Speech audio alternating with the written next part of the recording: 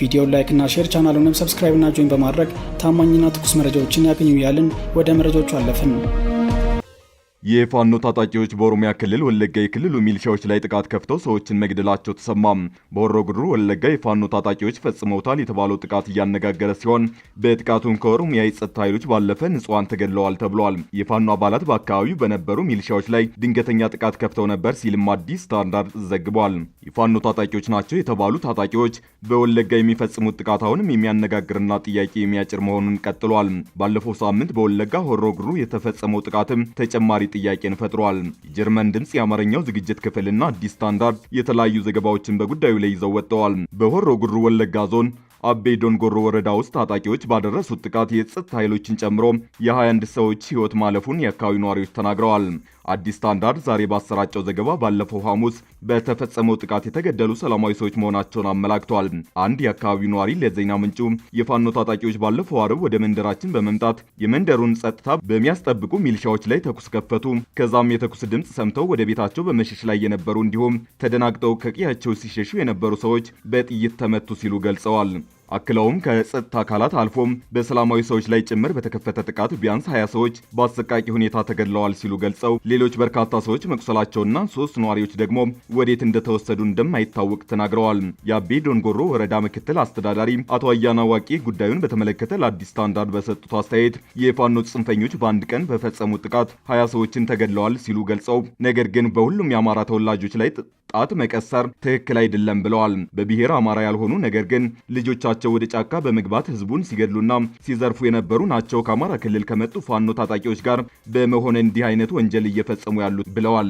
ይሁን እንጂ ዶቼ ቬለ በሰላማዊ ሰዎች ላይ ስለተፈጸመው ጥቃት ይዞት በወጣው ዘገባ ጥቃት አድራሾቹ የታጠቁ ኃይሎች ከመሆናቸው ውጭ ማንነታቸውን አልጠቀሰም። ጥቃቱ የተጀመረው ባለፈው ሳምንት ሐሙስ አመሻሽ ላይ መሆኑን የጠቀሰው ዘገባው በዕለቱ በወረዳው ቱሉ ሞቲና ኮሳ በሚባሉ ቦታዎች ላይ ጥቃት መድረሱን ነዋሪዎች ነግረውኛል ብሏል።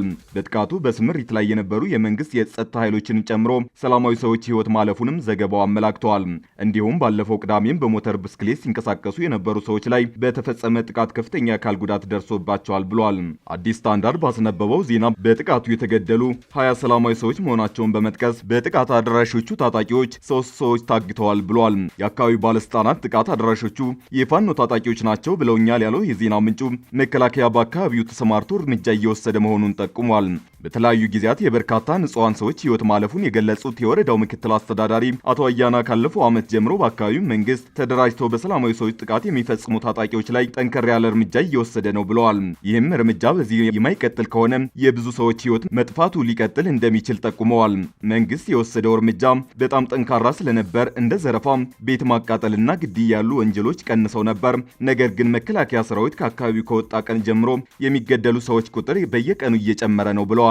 እንደ አካባቢ ባለስልጣናት ገለጻ ጥቃቱ ፈጽመዋል የተባሉት በአማራ ፋኖ የሚደገፉት በወለጋ ቀጠና የሚንቀሳቀሱ የፋኖ ክንፍ ታጣቂዎች ጋር መከላከያ እየተዋጋ ነው። ይሁን እንጂ ታጣቂዎቹ መከላከያ በአካባቢው ስምሪት ወስዶ ለውጊያ ሲሰማራ በመደበቅ ተመልሶ ሲወጣ ጥቃት ያደርሳሉ ሲሉ ባለስልጣኑ የፋኖ ታጣቂዎችን ወንጅለዋል። በአካባቢው ለዓመታት የዘለቀ የሰላማዊ ሰዎች ግድያ መኖሩ የሚታወቅ ሲሆን ቀደም ሲል የነበረው አማራ ላይ ያነጣጠረው ጥቃት አሁን ላይ በአንጻራዊነት ጋብ ብሏል። በሌላ በኩል ደግሞ በአካባቢው ራሳችንን ከጥቃት እንከላከላለን ብለው የሚንቀሳቀሱ የአማራ ተወላጆች ወደ ፋኖ እንቅስቃሴ መግባታቸው አካባቢው የግጭት ቀጠና እንዳደረገው ይነገራል። አሁን ላይ አካባቢው በአንድ በኩል የፋኖ ክንፍ ታጣቂዎች፣ በሌላ በኩል ደግሞ የኦሮሞ ነጻነት ሰራዊት በየፊናቸው እንደሚንቀሳቀሱ መረጃዎች ያመላክታሉ። የመንግስት የጸጥታ ኃይሎች በአካባቢው ከሚንቀሳቀሱ ከሁለቱም የታጠቁ ኃይሎች ጋር እንደሚዋጉ መከላከያ ከዚህ ቀደም ያወጣቸው መረጃዎች ይጠቁማሉ። አሜሪካ ጥብቅ ማሳሰቢያ በኢትዮጵያ አሜሪካ ኤምባሲ ጥብቅ ማስጠንቀቂያ አውጥቷል። አሜሪካ ለመሄድ ያሰቡ አሜሪካ ያሉና በጉዞ ሂደት ላይ ያሉ ኢትዮጵያውያንን የሚመለከት ጥብቅ ማስጠንቀቂያ ነው። ማስጠንቀቂያው ፕሬዝዳንት ዶናልድ ትራምፕ አሁን እየተከተሉት ካሏቸው ፖሊሲዎች ጋር የተያያዙ ናቸው። ይኸው ጥብቅ ማስጠንቀቂያ መልእክት ለሚመለከታችሁ ሁሉ ይድረሳችሁ የተባለው በኢትዮጵያ የአሜሪካ አምባሳደር እርቪን ማሲንጋ በኩል ነው። ሙሉ ጥብቅ ማስጠንቀቂያውና ማሳሰቢያው በኢትዮጵያ አሜሪካ ኤምባሲ የፌስቡክ ገጽ በኩል እንዲለቀቅ ተደርጓል። ይሄው ጥብቅ ማስጠንቀቂያም አንድ ሰው ህጋዊ ባልሆነ መልኩ ወደ አሜሪካ መግባት ከሞከረ እንደዚሁም ወደ አሜሪካ የሚያስገባውን ቪዛ ለማግኘት ሲል ከዋሸ አሜሪካ ከገባ በኋላ የቪዛ የቆይታ ጊዜው ካለቀ በኋላ የመቆየት ሙከራዎችን የሚያደርግ ከሆነ ከፍ ያለ ቅጣት የሚጠብቀው መሆኑ ከወዲሁ መታወቅ አለበት ሲልም አስጠንቅቋል። ህጉና አሰራሩ ቀድሞውኑ ያለ ቢሆንም የፕሬዝዳንት ዶናልድ ትራምፕን ወደ ስልጣን መምጣት ተከትሎ ነገሮች ጠበቅ ማለታቸውን ተከትሎ የወጣ ማስጠንቀቂያና ማሳሰቢያ ሆኖም ይታያል። ይኸው ጥብቅ ማሳሰቢያም በቀጣይ ወደ አሜሪካ ለመግባት በሚደረገው ሙከራ በቋሚነት ከመታገድ ጀምሮ እስከ እስር እንደዚሁም ከተያዙም በኋላ ከአሜሪካ መባረርን ያስከትላል ይላል። ጥብቅ ማሳሰቢያው በህገወጥ መንገድ ወደ አሜሪካ ለመግባት ከሞከሩ፣ ቪዛ ለማግኘት ከዋሹ፣ ያለ ህጋዊ ፍቃድ ከሰሩ እንደዚሁም የቪዛ መጠናቀቁን እያወቁ በህገወጥ መንገድ አሜሪካ ለመቆየት ጥረት ካደረጉ ከባድ ቅጣት የሚጠብቁ መሆኑን ማወቅ ይገባውታል ሲልም አሳስቧል። ቅጣቱም እስር፣ ከአገር መባረርና የአሜሪካ ዜግነት ለማግኘት ቋሚ እገዳ መጣልን ያካትታል ሲልም አስታውቋል። በዚህ ያሉ ቤተሰቦችም እንዲህ አይነት ሰዎችን ተባብሮ ወደ አሜሪካ ለማስገባት ወይም እዚያ ከገቡም በኋላ ለማቆየት ጥረት የሚያደርጉ ሰዎችም በወንጀል ተባባሪነት ይጠየቃሉም ብሏል። እንደውም ቢቻላቸውም እነዚህኑ ህገወጥ ስደተኞች ወይም በህገወጥ መንገድ አሜሪካ ለመግባት የሚሞክሩ ሰዎችን ምክራቸውን ቢለግሷቸው መልካም ነው ሲልም ይሄው መግለጫ አሳስቧል። በአሜሪካ እየኖሩ ለዚህ ህገወጥ ተግባር ተባባሪ የሚሆኑ ሰዎችን የአሜሪካ መንግስት በህገወጥ ሰዎች አዘዋዋሪነት ጭምር የሚጠይቃቸው መሆኑንም ይሄው ማሳሰቢያው በጥብቅ አስጠንቅቋል። አንዳንድ ሰዎች በሐሰተኛ ሰነዶችና በተጭበረበረ መንገድ የአሜሪካን ቪዛ ለማግኘት ሙከራዎችን እንደሚያደርጉ የገለጸው ይሄው ማሳሰቢያ የአይነቱ ጥረት ከባድ ወንጀል መሆኑ ከወዲሁ መታወቅ አለበት ሲልም ኤምባሲው ያስጠነቀቀበት ሁኔታ ታይቷል። እንደውም አንድ ሰው በህገወጥ መንገድ በአሜሪካ የሚኖር መሆኑን ካረጋገጡ በአፋጣኝ አሜሪካን ለቆ እንዲወጣ አበረታቱት ሲልም ይሄው መግለጫ ማሳሰቢያውን ሰጥቷል።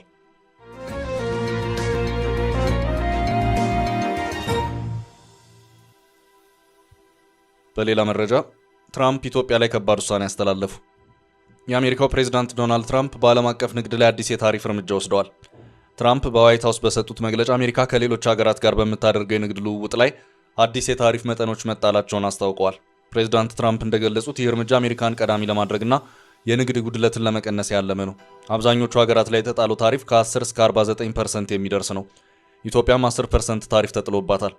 አሜሪካ የንግድ ጉድለቷን ለመቀነስና የአሜሪካን ኢኮኖሚ ለመጠበቅ ይህን እርምጃ እንደወሰደች የገለጹት ፕሬዝዳንቱ በርካታ ሀገራት ላይ ታሪፍ ጭማሪ የተደረገ ሲሆን ኢትዮጵያም ከእነዚህ ሀገራት አንዷ መሆኗ ታውቋል።